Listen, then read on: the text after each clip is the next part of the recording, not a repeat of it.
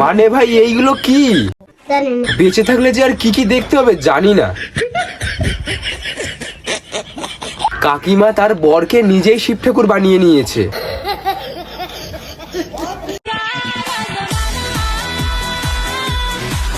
ও সালা, তার জন্য ভাবছি আমাদের বাড়ি মটরশুঁটি কেন কম পড়ছে। কম পড়বে না, তুমি এদিকে গায়ে পড়ে বসে আছো।